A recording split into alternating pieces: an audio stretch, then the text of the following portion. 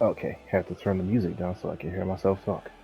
So, we're starting off with the breaker build, um, breaker and support, breaker farm. Farming is exactly as it sounds, so it's not that important. We're going with breaker support. Got my breaker build as the main class. I'm going to be dealing the damage there. Support is just to power up and make breaker even stronger. So, we jump into battle settings. I'm using the greatsword with the breaker. Part of that strategy will be revealed soon. Let's talk about the affinities.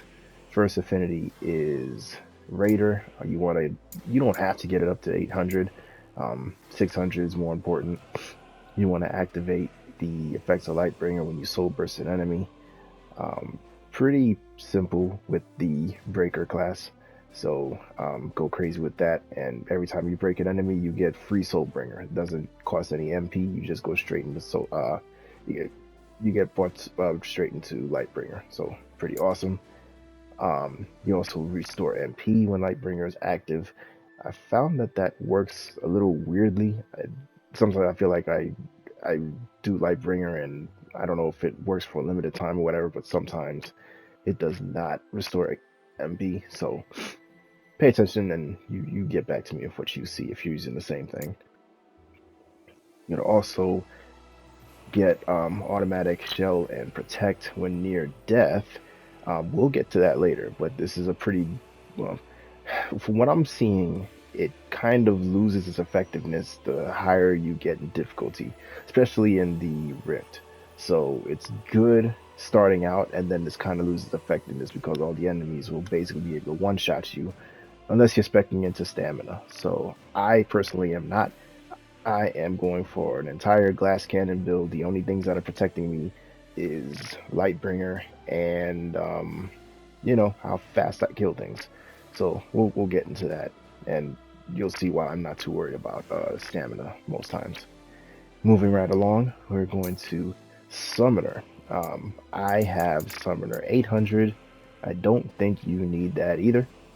You do actually need a Summoner 600, and the reason why we're gonna jump ahead, you're gonna be jumping around talking about why my build uh, works pretty well together. So, reason why I'm using Summoner 600 is because I have my primary blessing as Bahamut. Let's back out of here and check that out for a second.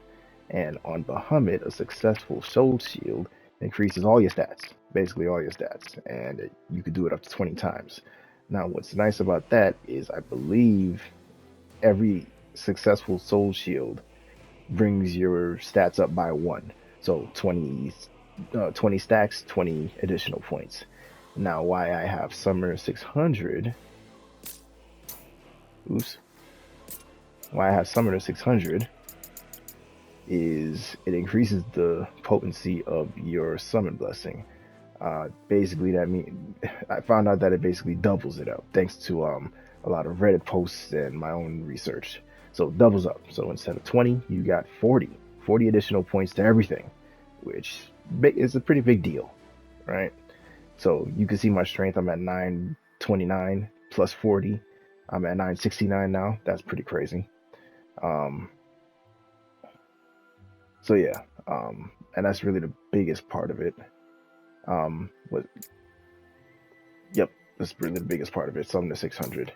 Next, moving on to Breaker, and the important part here is Breaker 600, where a successful Soul Shield increases your strength. Now, what's cool about that is that it stacks alongside the Bahamut blessing. So, I already get 40 from Bahamut, 40 strength from Bahamut, as well as everything else. I also get uh, 30 points of strength from this Breaker 600. For this one, every Soul Shield counts as 1.5 extra stat points. So, 20 times 1.5, 30. Awesome. Glad we could do math here. So, extra 30 points. So, I'm at, remember the math, 929 plus 40. That's 969 plus 30. That's 999 points of damage. I like that. I would like to get it to 1,000. We'll get there eventually. But yeah, most important thing there, Summoner 600, excuse me, Breaker 600. Over here, I got Knight, and this is the important part.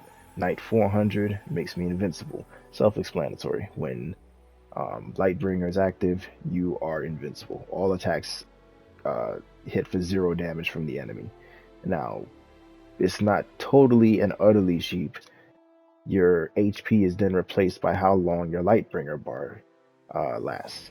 So, if you get hit enough that it knocks you out of Lightbringer, then you are once again taking damage. We'll get to how to mitigate that. Uh, we'll get to how to protect yourself against that in a bit. But yeah, got a whole bunch of nice other stats here. But the most important part is um, Knight 400. We also got Dark Knight 400, also really important. All effects that trigger when near death are active at all times. So, self-explanatory as well. You get Dark Knight 400. Your effects near death are effective at all times. So I got a few near death things on my weapon. I got near death damage dealt. You could also get near death damage taken. You can get near death, I think, break damage. Let's take a look real quick. Let me just see if I'm not lying to you guys. Yep, I was lying to you guys. I think there's more to it, but the most important ones are near death damage taken and near death damage dealt. I obviously am the glass cannon, so I want to take near death damage dealt, and I have that on all my armor. And since we're skipping around, it's really just copying and pasting on all the weapons you have. I spec'd in the strength and damage dealt during Lightbringer, since I'm basically going to be in Lightbringer all the time thanks to Berserker 600, and near death all the time thanks to Dark Knight 400. So back to it. We got Warrior 250, and this reduces the MP cost of ability affected by combo ability activation. I think what this means is that any move that has you see this little symbol on the side over there of, you see where I'm at, spinning slash, and this little symbol on the side kind of looks like a diamond inside of a sun. So that means that move has a combo effect. Any enemy brought down to 0 HP will be finished with a soul burst. Also important for my Berserker 600 part. So not only that, when I activate this, and then apparently, according to Warrior 250, that reduces the MP cost of that ability, which is great.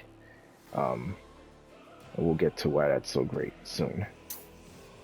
And then I got Red Mage 250. It's a quick charge to decrease the amount of time required to charge attacks. Now, originally I was using this build with Zantetsuken a lot. I am not really using Zantetsuken as much as I used to. I'm more leaning on spinning slash, and I will get to why in a bit. But I might switch this out with another 250 skill eventually. Haven't figured out what it will be, but I'm gonna look into it, see what's good. And I don't have Hunter here for any good reason other than that's my support class, so you don't gotta worry about that. But that's the important parts, the affinities in a nutshell. And then what this all builds up to is your bread and butter move will be spinning slash. Basically, do the combo R1, press that 3 times, then R2. You'll be spinning around like a crazy dude, spinning, slashing. It's going to be fantastic. And you spin faster the longer you hold down R2. Now, what's nice about that is that the move is just really strong. And even though with the stat bonus is stamina, I have, let's see, yeah, I have Breaker 250, which applies additional strength bonus to all abilities that grant stat bonuses. So what that means is that not only is the strength of spinning slash affected by how much stamina I have, which as you can see is pretty low, it's also affected by how much strength I has, which as you can see is pretty high. So kind of mitigates the fact that, this move shouldn't be as strong as it actually is. Thank you, Breaker, and thank you, Power Seeker. So with that in mind, you spec into Spinning Slash. So there you go, damage dealt, Spinning Slash, and I just have that on all of my armor and my weapons. I also have damage dealt Great Sword combo. Haven't confirmed it yet. I really hope it's true. Not only will Spinning Slash damage dealt add to the damage of that move, but also I would think that damage dealt Great Sword combo ability would also add to the damage of Spinning Slash. I'm inclined to believe that's true because the move is extremely strong when I use it. So yeah, basically copy and paste everywhere. The only thing I have it a little different is the Great Sword. I have MP cost to just bring down my cost of the move a little bit because it does cost it when you're holding down the button. It is continuously sapping you of MP. So any help I can get with that is greatly appreciated. I have MP cost, Great Sword combo ability on my sword, and I have Warrior 250, which should decrease the cost there too, since I'm activating a combo ability every time I use it. And then I have Swordsman Handbook, so that I am actually able to get Spinning Slash on a breaker. Swordsman Handbook basically gives you all the special moves of the damn it, what is it? The Swordsman, basically the Great Sword class. So otherwise, I would not be able to use that move. Um, you can see that I have Strength, Near Death, and Lightbringer damage dealt. I have Stamina there, thinking it's helping Spinning Slash a little bit. I doubt, and I don't know if it is. I might switch that out. At the moment, I have nothing I can think about that's a good switch, so I'm just leaving it there. But maybe eventually I'll figure out what I want to get switch it out with. But yeah, that is the sword. That is my breaker build.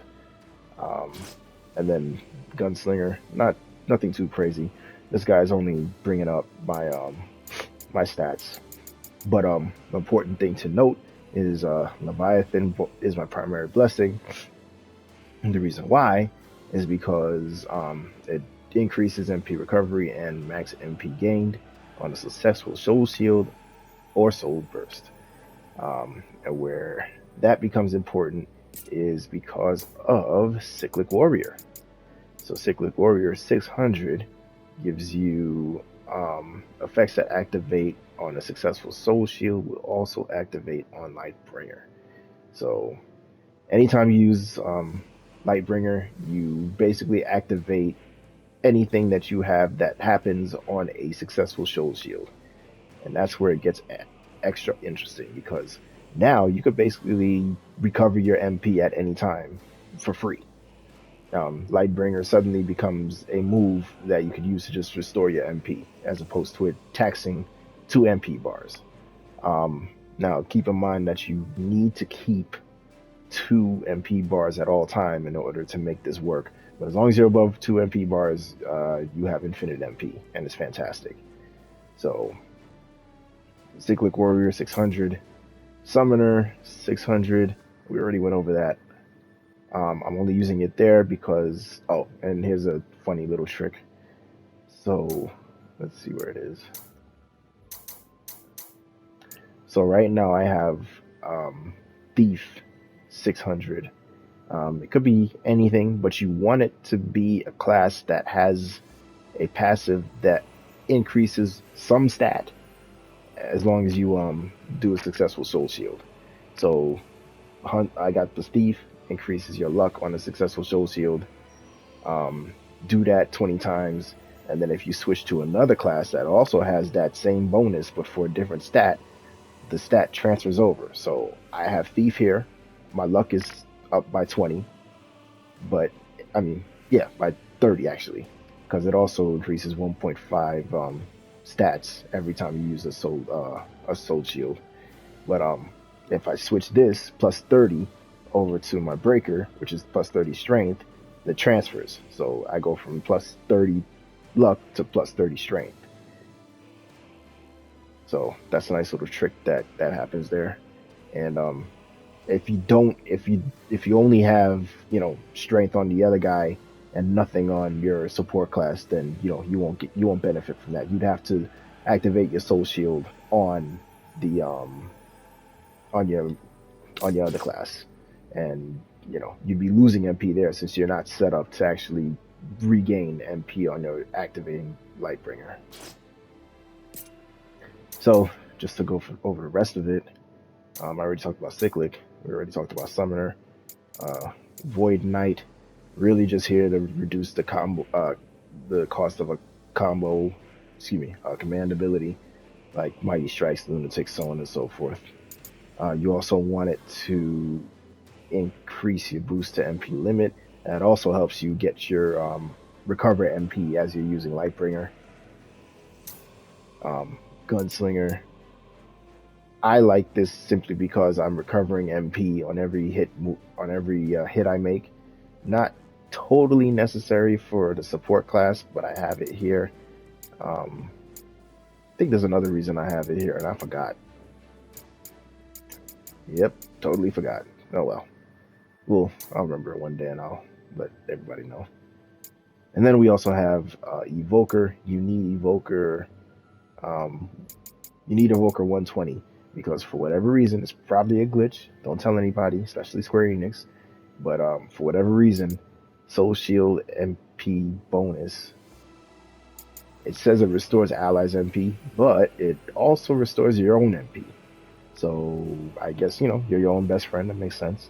So as long as you have this and the other things I talked about, then you will be restoring MP and even giving yourself extra MP, boosting your max MP limit thanks to Lightbringer.